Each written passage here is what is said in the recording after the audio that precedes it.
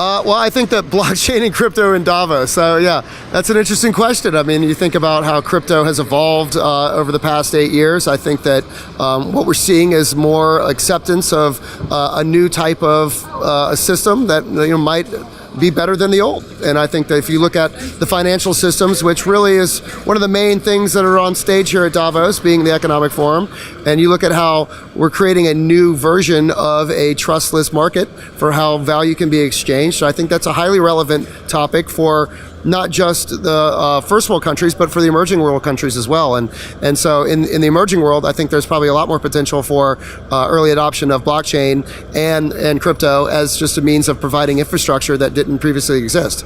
We've seen this before with other types of technologies where cell phone usage penetration had leapfrogged other technologies in parts of Asia and in Africa and Latin America. And we're going to see the same thing here. We're going to see a leapfrog effect in the same sort of way that it happened with mobile phones. The jury's out a little bit for me on this. I feel like there, to some degree, is important to have all of the Lambo and to the moon types of people in the sense that they bring liquidity. I think behind that wave is a series of very serious projects that are focused on delivering equality to the planet. So I think in 2018 we're going to begin seeing and weeding out some of these very serious projects, and I look forward to that. 2017 was very, very lucrative in terms of ICOs, right? Getting a 10x, 20x, 50x out of ICOs projects. That was it was driven by speculations, like totally speculative, right? Because you had many projects with just no underlying businesses, just white papers. I mean, from my perspective, from my angle, is just I don't like this. I don't support this kind of projects. What I support is the technology itself. If you have an underlying good business and a technology that is supporting it, then okay. But I'm not a supporter of just using ICOs just for a fundraise and for speculations. So, but I think in terms of like investments, it was pretty good. In terms of how it's gonna evolve in 2018, I think we're gonna look more for like projects that are actually have an operating product, operating business, and more security tokens than utility tokens. That's for sure. So we have a lot of big funds investing into crypto right now. So it's gonna be more regulated. That's for sure. I think that the cryptocurrencies, like back to 2017, there was like a huge movement of ICOs, people getting into it. We have to know that it's only $700 billion market right now, comparing to a normal Wall Street and normal economics. It's like a tiny little bit. It's growing very fast, so there's a lot of young people going into it. So it's trying to grow, and the ICOs, the new projects that come into the market are being pushed out, the shitty ones being pushed out of it. So then the only legit ones that have a next level trust stay into the market, and they actually grow itself, and that's what we should trust into right now. I think that it's hard to say that the crypto market is now mature, but it's still getting into it. It's going to have to wait a couple of more years. I think that's going to be like maybe next year, 2019 is going to be the best year to invest, because we will be getting rid of the not mattering projects, and we only have the mature, backed by the government probably projects only on the market. So I'm Kat. I'm the CEO and co-founder of Simply Vital Health, and in the quickest way I can say, we're creating a healthcare safe blockchain protocol. And so the reason why we need to create a healthcare safe blockchain protocol is because we want to make sure that healthcare does not say no to blockchain. Right now in healthcare, I know it's a bit difficult to hear for us in the crypto community, but healthcare does not like the Bitcoin blockchain. They're a little bit nervous of the Ethereum blockchain as it is. So Bitcoin they immediately associate with Silk Road. And I know that was in crypto time, that's decades long ago. But to them it's cemented in their mind, and it's wrought with just negativity and law breaking.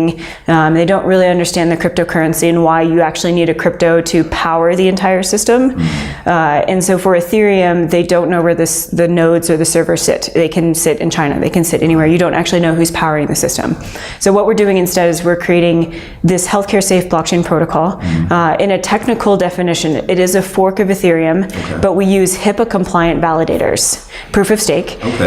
So HIPAA compliance is a globally recognized level of security around healthcare data. And what that means is there's a certain requirement if you are working with or sharing with or utilizing healthcare data, you have to be HIPAA compliant. It's a federal law, and it basically says that even though we don't store data, and I can talk a little bit more about that, with HIPAA, you have to be able to prove that you're storing data in a very secure way. You have multiple backups. You have to make sure that there's a level of security around the data that you have, especially if you have demographic data, so first name, age, gender, zip code, things that you could string together to essentially identify an individual. And so this HIPAA compliant validator is a way for us to have an open source, free to build on blockchain, but a secure enough environment that healthcare says, yes, I will use that decentralized application that's on the Health Nexus protocol. So what we did is like everything started by seeing all these catastrophic events happening in the world, like Puerto Rico with the hurricanes, Mexico with the earthquakes and all that. And we've been very, very deep involved into the financial industry, creating automation financial tools. So we said, how can we contribute to the world and to cause an impact and help all these people that are the victims based on these catastrophic events. And we decided to create this social financial network that basically what it allows is like, let's say a nonprofit or a government. What they do is like, they just, in the case of the nonprofit, they just create a profile in our system, and we enable them to aggregate all their crypto or their fiat accounts in one place. They can create projects, and they can publish it. So the people, they have an honest interaction with the communities. So people can see exactly how they're spending their resources. The more trust that they deliver to the donors, the more money the donors will send, and the more resources that the people in need will receive. Our machine learning technology is predominantly detecting the characters in the documents, taking out to see whether it seems fraudulent or not, and the more checks that we do, the better it becomes. That's why it's quite powerful at detecting fakes more than the human eye would. And we aren't on the blockchain ourselves, but we power blockchain companies, but be it for an identity use case or increasingly for crypto exchanges or even ICOs. Yeah, I think the open environment that blockchain is bringing is the first important point. So we're seeing that peer-to-peer economy, distribution of wealth away from the world's largest companies into the hands of retail. It's a case where retail's led the institutional market, and I think it's institutional time to catch up. So 2018, we're going to see a lot of obviously securitized tokens, and that's something I'm seeing from my hometown in Perth, Australia. We've got the Perth Mint. They're looking to tokenize gold, and that's a really an investment market that's really been dominated by old world. There's not too many people 20 to 30 years old that I know, that have said that they're looking to make portfolio weight into gold. The Australian government has done an amazing job, world leading. The reason how they've been able to do that is strong industry collaboration. So the Australian Digital Commerce Association, that's been a group that's been involved since 2014-15, originally seeded by the top blockchain companies. They've been able to work with the government, change the taxation so that Australia's on a very good and open environment for taxation. They've been able to establish a code of conduct for digital currency exchanges, which means that our consumers are going to be protected around using those exchanges and make sure they do the right thing by them.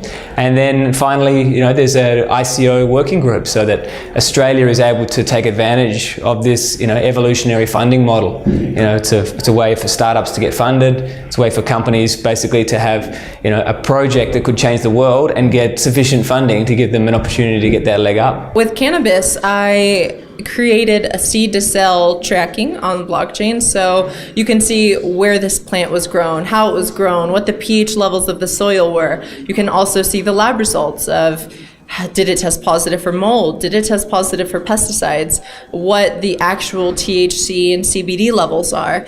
These are all really important things for patients, because if you have a low immune system, you don't want anything that has pesticides that will later turn into carcinogenics. But also very important for government, because if a farmer says he grew 100 pounds of weed and he claims to the government that 50 pounds of it tested positive for mold, that's a lot of weed he couldn't sell. But how can he prove this to the government without just showing a piece of paper that they don't trust? Because they could have paid this lab off, they don't know.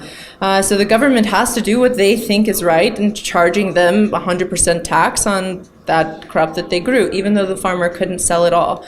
But with blockchain, this farmer has the real proof of the lab that tested their farm products and put this lab result on the blockchain. And the government can now see that it really was the lab that tested it. And if they really want to retest it and see if it's true or not, they can test it themselves and upload this as well. But it gives them the power to see who's really able to sell what and who isn't. If a farmer said 50% of his crop was positive for mold and he really has to throw it away, now the government gives them the chance to be honest and say, we'll pay 50% of our taxes on this because it's all we were able to sell, just like a normal crop. But this will take some time. They just need trust. I think governments have to look into it, and hopefully also not just regulate it, but also see the huge opportunities and the potential in the underlying blockchain technology and the whole use cases, including cryptocurrencies and crypto assets. I mean, in Switzerland last week we had the Swiss Federal Councillor at the event, and he announced that he wants to create the crypto nation Switzerland. So that were his words.